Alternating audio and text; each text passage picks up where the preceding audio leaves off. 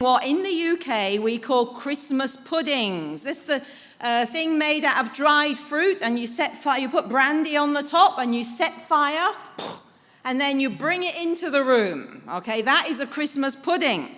This is the day, Stir Up Sunday, when the family gathers and stirs up the Christmas pudding, and then you cook it, you steam it, and then you let it sit for about 3 or 4 weeks, and all the juices and everything, and 3 weeks later on Christmas Day you set it on fire and it's very delicious.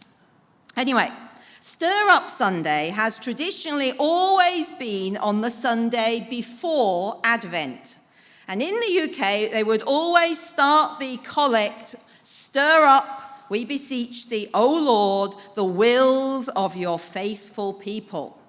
That is from the 1549 Book of Common Prayer.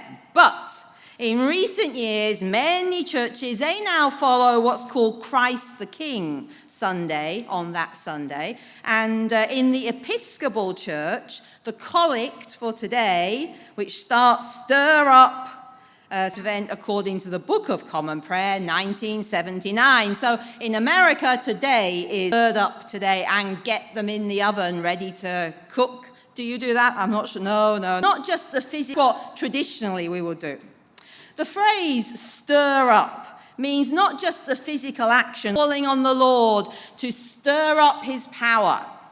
It also means something not so, we often say, oh, that person, they love stirring up trouble. We often use it in a bad sense, something unpleasant. Stirring up trouble means, annoying people and connected. Someone whose family is connected to the Taiwan Episcopal Church, who found herself very stirred up a lot of trouble for the British government, for which, depending on your view, you can either think of her as a hero or a traitor. This story has just been turned into a movie and has just finished showing in Taiwan, which is why it's relevant now. In 2003, the USA wanted to invade Iraq, what became the Iraq War. And there was going to be a vote in the United Nations Security Council on whether to approve the invasion or not.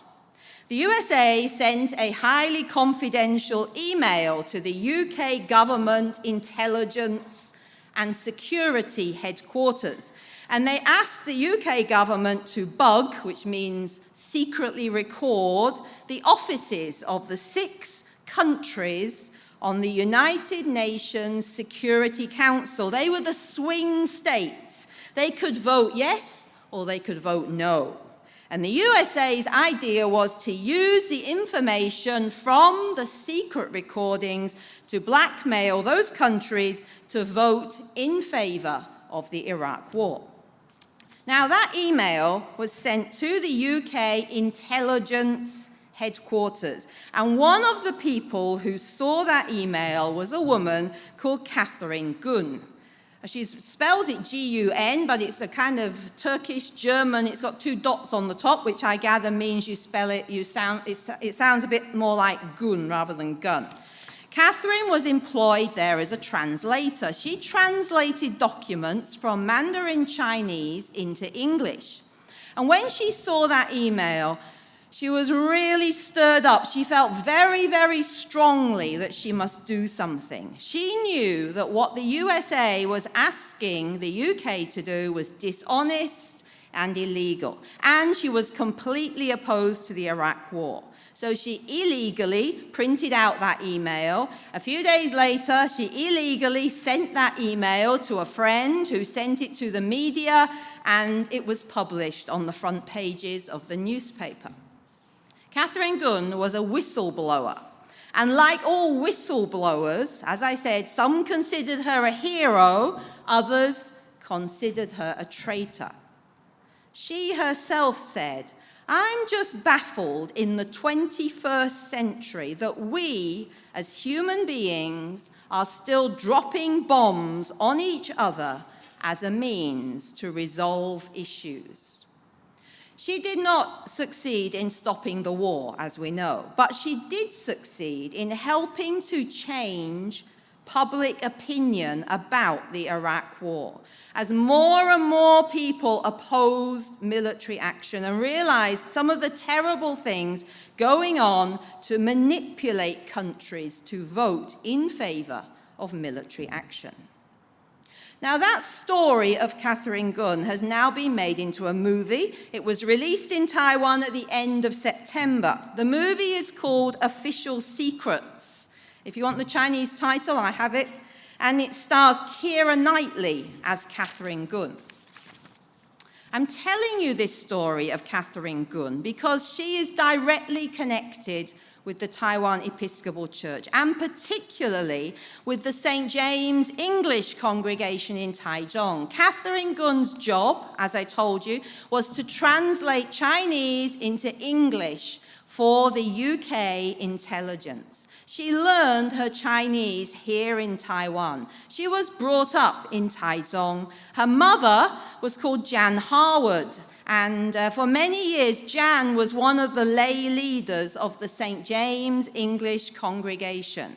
Catherine's father, Paul Harwood, was a professor at Donghai University.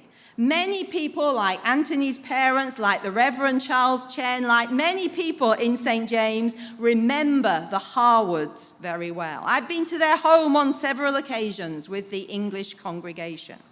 Catherine herself, I remember, I think she went to Donghai, the local elementary school at Donghai, then she went to Morrison Academy. And that's how come she had such good Chinese and ended up with a job translating for the British government. And why else am I telling you this story? What does it have to do with Advent and the readings for today?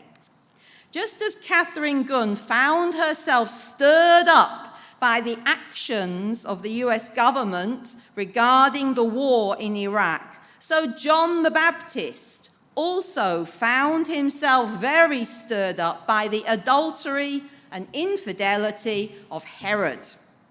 Now, we are talking in today's gospel here about Herod Antipas, the son of Herod the Great. Herod the Great was the king of Judea at the time of the birth of Jesus.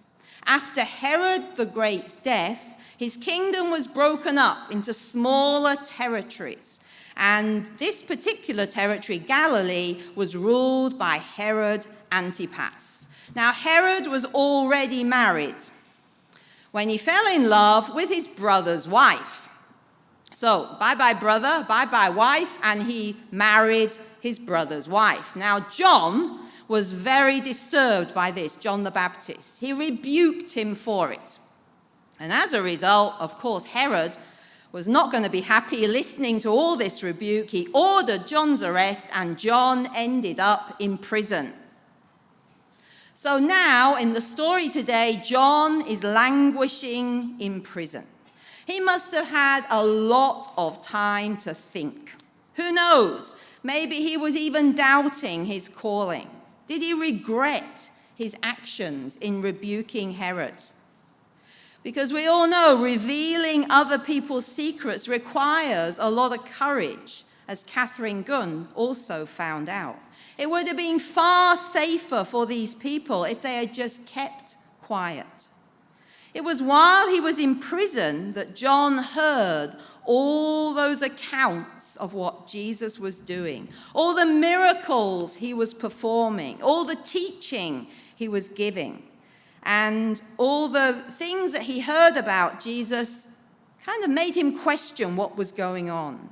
Here was Jesus, the one spoken about in today's Psalm 146 as the Lord who sets prisoners free.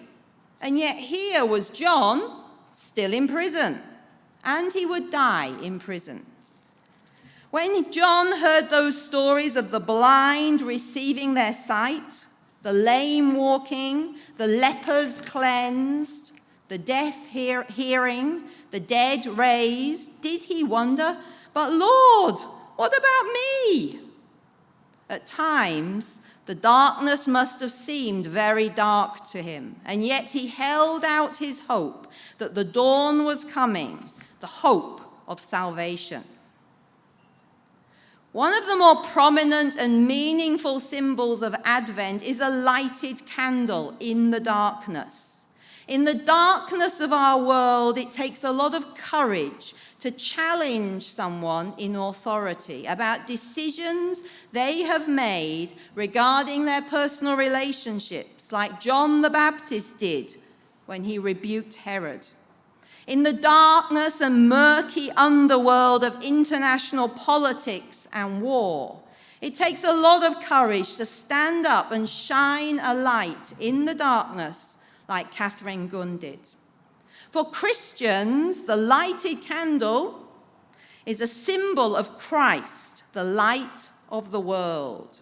We too are called to be followers of Christ, lights and hatred and dishonesty and all that is associated with the darkness of this world, and to have hope that in Christ the darkness of sin has been overcome. Although we live in the darkness of this world, we are encouraged to be patient in this Advent season, to strengthen our hearts and to focus not on the darkness, but on the dawn, the light, which symbolizes Christ, the light of the world. Amen.